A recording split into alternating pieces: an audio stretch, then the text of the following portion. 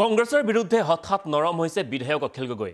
এতিয়াৰে পৰা কংগ্ৰেছক সমালোচনা কৰাৰ পৰা বিৰত থাকিব বুলি ঘোষণা কৰিছে শিৱসাগৰৰ বিধায়ক অখিলে।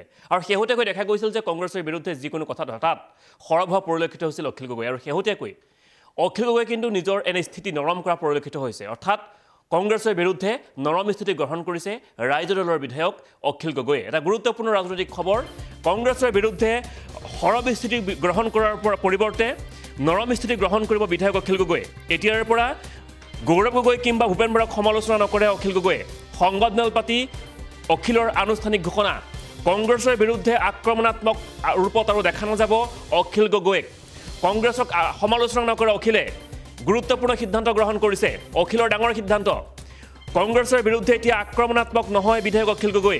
বিগত সময়ছোৱাত দেখা গৈছিল, বিশেষকৈ উপ নিৰ্বাচনৰ পাছত দেখা গৈছিল, উপ নিৰ্বাচনত মিত্ৰতা ভংগ হোৱাৰ পাছত অখিলক কংগ্ৰেছৰ বিৰুদ্ধে অধিক আক্ৰমণাত্মক হোৱা দেখা গৈছিল। বিশেষকৈ গৌৰৱ গগৈৰ বিৰুদ্ধে অধিক ৰুদ্ৰমূৰ্তি ধাৰণ কৰা পৰিলক্ষিত হৈছিল অখিল গগৈ। কিন্তু শেহতীয়াকৈ যিমানেই পঞ্চায়ত নিৰ্বাচনৰ দিন কাষ চাপি আহিছে, যিমানেই ২৬ৰ বিধানসভা নিৰ্বাচনৰ দিন কাষ চাপি আহিছে, সিমানেই নৰম হোৱা পৰিলক্ষিত হৈছে বিধায়ক অখিল গগৈ। আৰু এইবাৰ কাজিৰঙাত সংবাদমেল পাতি বিধায়ক অখিলৰ আনুষ্ঠানিক ঘোষণা, যুদ্ধবিৰতি ঘোষণা কৰা হৈছে কংগ্ৰেছৰ বিৰুদ্ধে।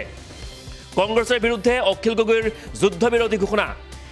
আজিৰে পৰা অৰ্থাৎ এতিয়াৰে পৰা কংগ্ৰেছৰ যিকোনো নেতাৰ বিৰুদ্ধে, বিশেষকৈ প্ৰদেশ কংগ্ৰেছৰ সভাপতি ভূপেন বৰা, সাংসদ গৌৰৱ গগৈৰ বিৰুদ্ধে সৰব নহয় অখিল গগৈ। গৌৰৱ গগৈ আৰু ভূপেন বৰাক সমালোচনা নকৰে অখিলে। গুৰুত্বপূৰ্ণ সিদ্ধান্ত গ্ৰহণ কৰিছে সন্মুখত ২৬ৰ বিধানসভা নিৰ্বাচন।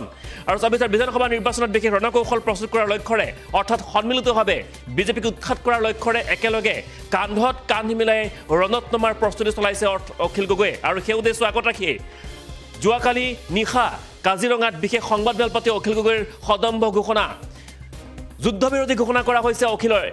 যুদ্ধবিৰতি ঘোষণা কৰিছে কংগ্ৰেছৰ বিৰুদ্ধে। আৰু আজিৰে পৰা অখিল গগৈয়ে কংগ্ৰেছৰ যিকোনো নেতাৰ বিৰুদ্ধে, অৰ্থাৎ ভূপেন বৰা আৰু বিশেষকৈ ভূপেন বৰা আৰু গৌৰৱ গগৈৰ বিৰুদ্ধে আক্ৰমণাত্মক নহয় অখিল গগৈ। ভূপেন বৰা আৰু গৌৰৱ গগৈক সমালোচনা নকৰে অখিল গগৈ। এই মুহূৰ্তত অখিল গগৈৰ কিছু মন্তব্য আছে আমাৰ হাতত, শুনাব বিচাৰিছোঁ। ভূপেন বৰা ডাঙৰীয়াই কৈছে যে নহয় আৰু যুদ্ধবিৰতি হ'ব লাগে। গতিকে কালিৰ পৰাই, তাৰ আগতে ভূপেন বৰা ডাঙৰীয়াই পিছবেলা কৈছে, কালি আগবেলাই মই গোৱালপাৰাত সকলো সাংবাদিকৰ সন্মুখত আগতেই কৈ দিছো যে নাই, কংগ্ৰেছৰ বিৰুদ্ধে আৰু মোক ক'বলগীয়া একো নাই। মই গৌৰৱ গগৈৰ বিৰুদ্ধেও নকওঁ, ভূপেন বৰাৰ বিৰুদ্ধেতো মই কেতিয়াও কোনোদিন কোৱাই নাই, আপোনালোকে জানে। ভূপেন বৰাৰ বিৰুদ্ধে নকওঁ এইকাৰণেই যে ভূপেন বৰা, আমি জানো যে কংগ্ৰেছৰ ভিতৰত ভূপেন বৰা ডাঙৰীয়াই আমি সকলো দল ঐক্যবদ্ধ হৈ থাকিব লাগে বুলি সদায় তেখেতে যুঁজ কৰি আহিছে। আৰু আমাৰ লগতো তেখেতে সদায় সম্পৰ্ক ৰক্ষা কৰি আহিছে। গতিকে ভূপেন বৰা ডাঙৰীয়া সম্পৰ্কে আমাৰ একেবাৰে ক'বলগীয়া একো নাই। আমি সেইকাৰণে গৌৰৱ গগৈ ডাঙৰীয়াক সমালোচনা কৰিছিলো, তেখেতে জোৰ কৰি অকলশৰীয়াকে নিৰ্বাচন খেলিবৰ কাৰণে বিহালীৰ টিকেট অনাৰ কাৰণে। কিন্তু এতিয়া গৌৰৱ গগৈ ডাঙৰীয়াকো আমি আৰু সমালোচনা নকৰো, আমি এৰি দিছো কথাটো। এতিয়া যদি কংগ্ৰেছে পৰিৱেশ সৃষ্টি কৰে আৰু এতিয়া যদি কংগ্ৰেছে নিজৰ ভুল বুজি পায়, ঐক্যবদ্ধ হ'বৰ কাৰণে আমাৰ প্ৰতি যদি আনুষ্ঠানিক প্ৰস্তাৱ আগবঢ়ায়, নিশ্চিতভাৱে আমি সকলো বিবেচনা কৰিম। কিন্তু এটা কথা ঠিক যে এনেকে কৈ থাকিলে নহ'ব যে বিকল্প অকল কংগ্ৰেছ। এইটো কথা কিন্তু ভাল কথা নহয়। বিকল্প অকল কংগ্ৰেছ নহয়, বিকল্প সমূহীয়া বিৰোধী দলসমূহ, ঐক্যবদ্ধ বিৰোধী।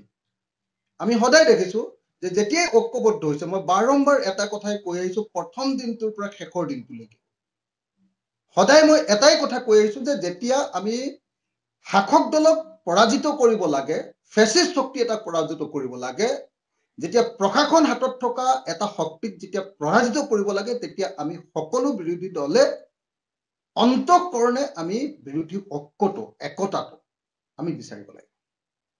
কিন্তু যদি অন্তঃকৰণে আমি বিৰোধী একতা নিবিচাৰো, আমিতো কংগ্ৰেছক সমালোচনা কৰিছোৱে, কাৰণ কংগ্ৰেছে আমাক বিশ্বাসঘাতকতা কৰিছিলে, সেইকাৰণে আমি সমালোচনা কৰিছিলো, এতিয়া নকৰো। কিন্তু কংগ্ৰেছে কিন্তু আমি দেখিছো যে বিভিন্ন ধৰণৰ গালি গালাজ আমাক পাৰি আছে। সেই গোটেই কথাবিলাক আলোচনা কৰিবৰ কাৰণে মই ভাবো যে আমাৰ বিৰোধী দলবিলাক অচিৰে একলগ হ'ব লাগে, কথা পাতিব লাগে। মই ভূপেন বৰা ডাঙৰীয়াৰ প্ৰতি আহ্বানৰ প্ৰতি সঁহাৰি জনাইছো।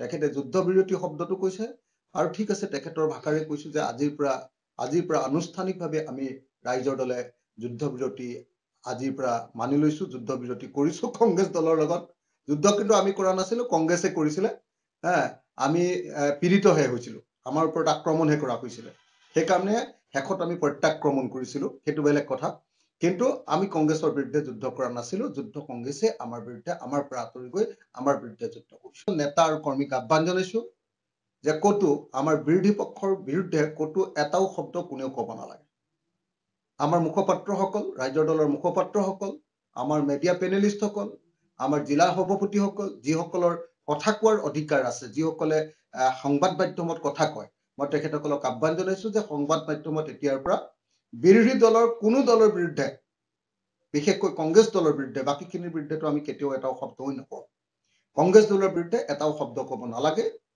এয়া দলৰ সভাপতি হিচাপে মোৰ সকলোৰে প্ৰতি অনুৰোধ এই অনুৰোধক তেখেতসকলে নিৰ্দেশ বুলি গণ্য কৰিব পাৰে সকলোকে অনুৰোধ কৰিছো যাতে কোনো পধ্যে আমি কংগ্ৰেছৰ বিৰুদ্ধে এতিয়াৰ পৰা আৰু কোনো ধৰণৰ সমালোচনা এতিয়া কৰিব নালাগে আমি ঐক্যবদ্ধ হৈ 2026ত যাতে সাম্প্ৰদায়িক বিজেপি ফেচিবাদী বিজেপি আমাৰ দেশ বিক্ৰী কৰা বিজেপি দল আৰু আমাৰ দেশৰ সকলো বস্তু কেইটামান পুঁজিপতিৰ হাতত তুলি দি আমাৰ গোটেই বস্তুবিলাকৰ মূল্য বৃদ্ধি কৰি দেশৰ জনতাক তছনছ কৰি দিয়া বিজেপি দলক যাতে আমি পৰাজিত কৰিব পাৰোঁ তাৰ কাৰণে মই সকলোকে ঐক্যবদ্ধ হ'বৰ কাৰণে একদম তৃণমূল পৰ্যায়ৰ পৰা একেবাৰে ৰাজ্যিক পৰ্যায়লৈকে সকলোকে ঐক্যবদ্ধ হ'বৰ কাৰণে যিকোনো খবৰৰ বাবে যোগাযোগ কৰক 7099017330 লগতে 7099017110 নম্বৰত